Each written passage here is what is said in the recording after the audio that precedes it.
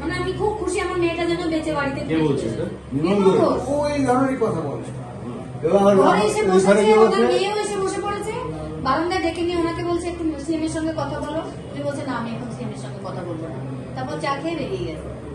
তার থেকে আশ্চর্য শুনুন, মেয়েকে আমার এখানে ডেড বডি এনে রেখেছে, আর নির্মল ঘোষ আর সোমনাথ দে আর আমার সঞ্জীব মুখার্জি তিনজন মিলে ডিসি নর্থকে ডেকে নিয়ে এসছে। ডেকে এনে ওই কোনাটার মধ্যে টাকা দিচ্ছে। তখন ওর বাবা বলেছে দেখুন এই যে ব্যাসটা লাগিয়েছেন এটাতে আপনার যার কষ্ট হয়েছে তার থেকে বেশি কষ্টের পরে মেয়েটা আজকে আমার এখানে এসেছিল, প্লিজ আমার মেয়েকে অপমান করবেন না, ও কারো কাছ থেকে টাকা নিত না। এটা বললে উনি বলছে আমি তো শুনতে পাচ্ছি না, আমি মেয়ের কাছে বসে রয়েছি। তখন সঞ্জীব ঘোষ হেসে হেসে আমার কানে এসে বলছে, সঞ্জীব মুখার্জি টাকা দিচ্ছে, হেসে হেসে বলছে, কিন্তু কতটা অমানবিক হলে মানুষ এটা হয়। তখন আমি চিৎকার করে কেঁদে ফেলেছি, টাকা দিচ্ছে, আজকে আমার মেয়েটাকে ফিরিয়ে দিতে পারবে উনি যে টাকা দিচ্ছে। তখন আমার ঘরে যারা ছিল তারা চিৎকার করে উঠেছে যে এই সরা ওকে বার করো বার করো, বললে ও চিৎকার করে উঠেছে আমি কে জানো আমি কে জানো। তখন তিমির বলে একটা ছেলে, এই সন্দীপটা চুপ করো, মারধর খাবে নাকি এখানে, তারপরেও চুপ করেছে।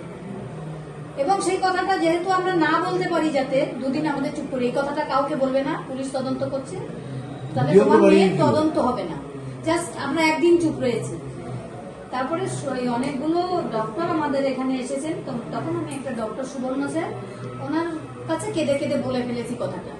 তখন ইনিও আমাকে বারণ করেছে বলতে, না বলো না, ওরা বলেছে তদন্ত হবে না, তুমি বলো না, কিন্তু আমি বলে ফেলেছি। জানেন স্যার, এরকম আমার মেয়ের ডেড বডি এখানে ছিল, সেখানে এসে আমাদের টাকা দিতে চেয়েছে। বললে না উনি বাইরে মিডিয়াতে ওটা বলে ফেলেছেন, কি যেই না বলেছেন অমনি সাথে সাথে আমাদের গোলা থানার আইসি আর সঞ্জীব মুখার্জি চলে এসেছে বাড়িতে রাতেই। তোমরা এটা বলে বলেছো কেন, আর তো তদন্ত হবে না, তোমার মেয়ে কোনো বিচার পাবে না। আইসি বলছে হ্যাঁ, তখন আমার প্রচন্ড জ্বর, আমার ছোটটা আমাকে ধরে বসে আছে, প্রেশার আমার 200 বেশি উঠে গেছে।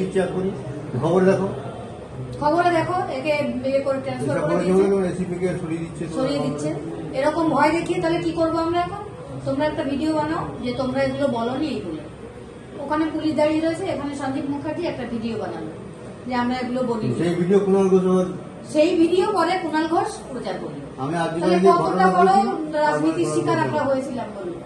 ওই সময়টা আপনাদের মানে ভয়ের হোক বা যে কারণে প্রেশারের জন্য ভয়ে রেখেছি, চাপে রেখেছিল, তখন মানে ওই 4 দিন আমরা মিডিয়াতেও কিছু বলতে পারছিলাম না, শুধু বলো যে পুলিশের উপর মুখ্যমন্ত্রীর উপর আমাদের বিশ্বাস আছে, এটা বলো, আর কিচ্ছু বলো না। আমরা সেটাই বলছিলাম। ওই জায়গাটায় ওরা অনেকটা প্যাসেজ পেয়ে গেছে প্রথম থেকে। যদি এই যে লড়াইটা এখন মানে যেভাবে ভোকালি এখন হয়েছে, ওটা যদি প্রথম থেকে থাকতে, প্রথমে তো আমরা ভয় পেয়েছি। তাদের দোষ নয়, এটা স্বাভাবিক, কোনো সাধারণ মানুষই ভয় পাবে। আমাদের যেমন পলিটিক্স করে অভ্যেস হয়ে গেছে, আমরা আমরা কাজ জানি আর মেয়েটা পড়াশোনা জানতো, এছাড়া এর বাইরে আমরা কিচ্ছু জানি না।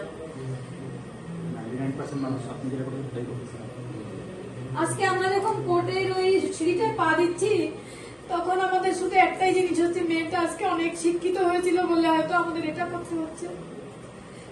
মেয়েটা যদি এত শিক্ষিত না হতো, হয়তো মেয়েটাকে আমরা কাছে থাকতে পারতাম না। দেখুন, আপনারা তো আপনাদের কর্তব্য পালন করেছেন এবং আপনাদের মেয়ে এত মেরিটোরিয়াস মেয়ে ছিল বলে যে জায়গায় পৌঁছতে পেরেছে। এটা আমাদের সমাজের ব্যর্থতা, যার জন্য আমরা এই জায়গায় এটা আমরা বলবো আর কি। আমাদের সিস্টেম, যে সিস্টেম চলছে তার ব্যর্থতা, আপনাদের কোনো দোষ নেই, আপনার মেয়েরও কোনো দোষ নেই।